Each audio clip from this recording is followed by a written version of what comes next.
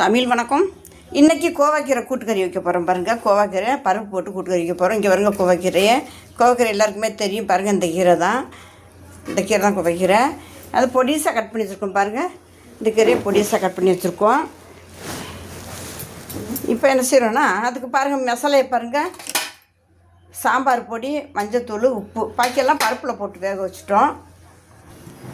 இந்த கோவாக்கீரை இப்போ வதக்கிடுவோம் பாருங்களேன். ஒரு எண்ணெய் சட்டியை காய வச்சுட்டு எண்ணெயெல்லாம் போடலை, சும்மா தான் வதக்குறோம் பாருங்கள்.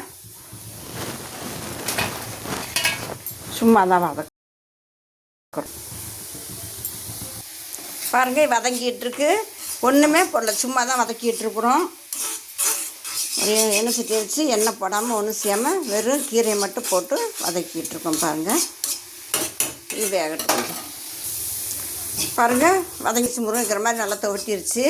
அரை பதத்துக்கு தான் வதக்கியிருக்கோம், மொத்தமாக வதக்கலை. இப்போ இதை ஸ்டவ்வை குறைச்சிருவோம்.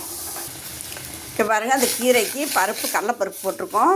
பாக்கி பருப்புக்கு போடக்கூடிய எல்லாமே போட்டிருக்கோம். பூண்டு, பெருங்காயம் எல்லாமே போட்டு வேக வச்சுருக்கோம். இதில் கூட என்ன செய்யுங்க, சாம்பார் இப்படி மஞ்சத்தூள், உப்பு 3 சேர்த்துறோம். உப்பு ஏற்கனவே பருப்பில் போட்டு வேக விட்டுருக்கோம். கூட இப்போ என்ன செய்கிறோம், வெங்காயம் கட் பண்ணி வச்சுருக்கோம்.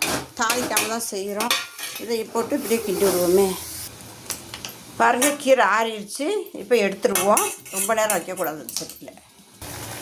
பாருங்கள், கொதிச்சிட்ருக்கு பாருங்கள். கீரையை மாற்றிட்டோம். இப்போ இந்த கீரையை இந்த பருப்போடு போட்டுருவோம். பருப்போடு போட்டு நல்லா கிண்டி விட்டுருவோம். வேகட்டும்.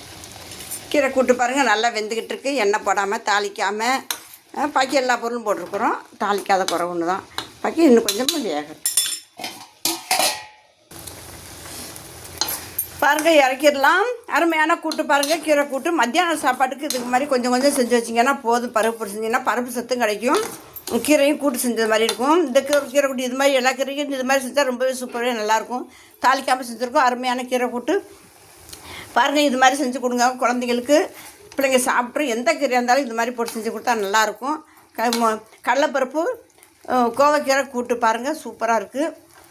கூட்டுக்கறி அருமையான கோவைக்கறியும் கடலைப்பருப்பும் கூட்டுக்கறி பாருங்கள், சூப்பராக இருக்குது. இது மாதிரி செஞ்சு கொடுங்க. இந்த மாதிரி செஞ்சு சாப்பிட்டுக்கோங்க. எல்லா கறியும் இது மாதிரி செய்யலாம். தமிழ் வணக்கம்.